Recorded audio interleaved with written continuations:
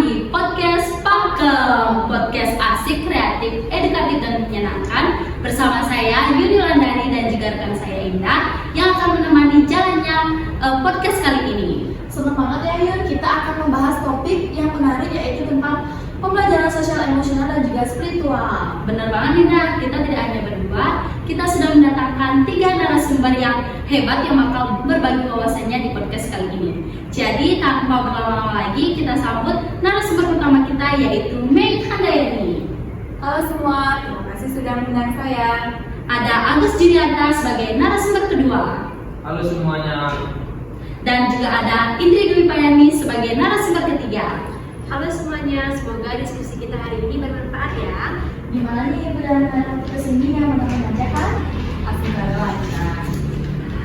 Nah, hari ini kan kita bakal ngebahas topik yang sangat menarik.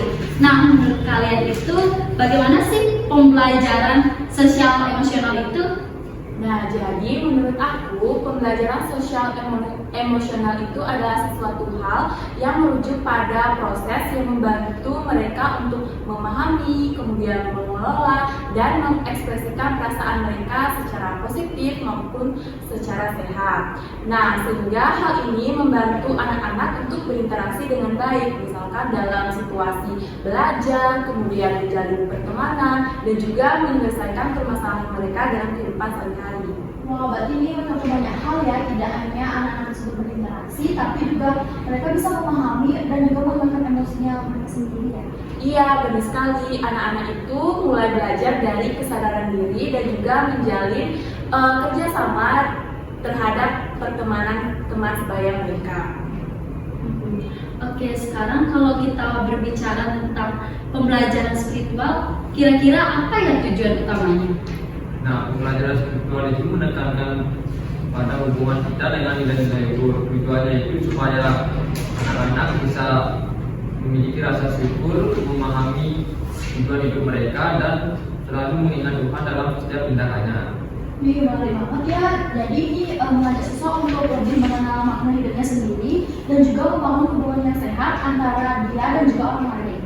Tepat sekali, dengan begitu anak-anak dapat diharapkan dapat berempati dan selalu memiliki sikap positif dalam hidupnya. Nah, tadi kan kita membahas tentang tujuan utama dari pembelajaran spiritual. Terus kalau tujuan utama dari pembelajaran sosial, emosional, dan spiritual itu apa sih? Nah, jadi tujuan utamanya itu ada 3. Yang pertama itu membantu anak untuk mengontrol emosi. Jadi mengajarkan anak ketika ada masalah, anak tersebut mampu menyelesaikan emosi mereka sendiri. Yang kedua itu agar mereka memahami perasaan orang lain atau emosi orang lain dan juga memahami emosi diri sendiri. Selanjutnya itu ada meningkatkan tentang rasa bersyukur dan juga pandangan hidup mereka dengan nilai-nilai spiritual dari agama yang mereka percaya. Oh gitu. Terus untuk contoh dalam mengenalkan emosi itu seperti apa ya? Nah, jadi contohnya itu ada banyak sekali dan salah satu contohnya adalah ketika ada anak yang merasa dirinya itu sedih atau emosi, kita sebagai guru dapat mengajarkan siswa untuk menarik nafas dalam-dalam sehingga siswa tersebut mempunyai waktu untuk mengontrol emosi mereka dan mereka berpikir terlebih dahulu sebelum melakukan tindakan. Selain itu juga siswa itu diajarkan untuk mendukung temannya ketika temannya itu sedang bersedih atau sedang emosi dengan cara mengucapkan kata yang misalnya aku tahu hari ini kamu sedang bersedih, bagaimana kalau kita selesaikan dengan baik-baik sehingga tidak ada pihak yang merasa tersinggung. Seperti itu contohnya. Berarti itu seperti memberikan bekal kepada individu agar mereka tuh merasa tangguh dan juga sportif ya. Iya, betul sekali. Jadi dengan cara itu mereka bisa seperti yang dikatakan tadi. Sekarang kita masuk ke komponen-komponennya. Menurut kalian itu apa aja sih komponen dari pembelajaran ini? Nah, jadi ada 5 komponen nih dalam komponen pembelajaran sosial emosional. Yang pertama itu ada kesadaran diri, kemudian yang kedua itu ada pengelolaan diri, yang ketiga itu ada kesadaran sosial, dan yang keempat itu ada Dan yang terakhir, komponen yang terakhir itu ada pengambilan keputusan yang bertanggung jawab, seperti itu. Wah, banyak banget ya komponennya. Jadi untuk komponen yang tadi disebutkan itu seperti apa sih? Nah, contohnya tadi yang pertama itu kesadaran diri. Jadi kita mampu memahami bagaimana perasaan kita sendiri. Yang kedua ada pengelolaan diri, yaitu bagaimana kita mampu mengelola emosi kita. Yang ketiga itu ada keterampilan yang ketiga adalah kesadaran sosial. Jadi bagaimana kita mampu memahami emosi orang lain. Yang keempat itu ada keterampilan hubungan, bagaimana kita mampu membentuk sebuah relasi dengan orang lain.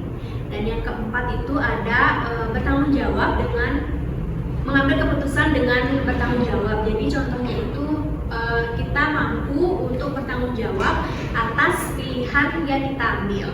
Wih, ini berarti penting banget ya, terutama di sekolah itu di mana anak-anak bisa belajar mengambil keputusan mereka sendiri secara bertanggung jawab. Ya betul banget, jadi itu merupakan penanaman diri yang mendasar kepada siswa, karena dari situlah siswa mampu untuk menentukan pilihannya dengan tepat dan juga bertanggung jawab. Wah, oke, selanjutnya kita berbicara mengenai metode penerapan pembelajaran di sekolah. Jadi bagaimana sih kira-kira penerapannya di sekolah? Nah, jadi salah satu metodenya itu adalah melalui program pembelajaran yang mencakup materi sosial, emosional, dan spiritual. Sekolah juga dapat mengubah cara mengajar mereka dengan memasukkan pembelajaran kolaboratif, sehingga siswa dapat belajar berkomunikasi, menyelesaikan masalah konflik, dan bekerja sama. Selain itu, penting juga untuk mendukung pembelajaran di luar kelas, seperti ikut kegiatan-kegiatan ekstrakurikuler. Kalau untuk kegiatan ekstrakurikuler itu contohnya seperti gimana ya? Misalnya seperti drama dan olahraga. Dalam drama tersebut mereka dapat berekspresi dan berempati. Sedangkan dalam olahraga mereka dapat belajar tentang sportivitas, menghargai perbedaan, dan saling mendukung satu sama lain. Wah, menarik banget ya. Terus tadi kan kita berbicara penerapannya di sekolah. Jadi untuk penerapannya sendiri di lingkungan luar atau di lingkungan rumah itu seperti apa sih? Nah, jadi untuk di lingkungan rumah itu misalkan orang tua itu pastinya mendukung keterampilan sosial, emosional, dan spiritual pada anak ya. Misalkan orang tua itu memberikan sikap empati dan juga ajak berdiskusi anak tersebut bagaimana sih perasaan mereka pada hari ini, apakah perasaan mereka senang ataupun sedih.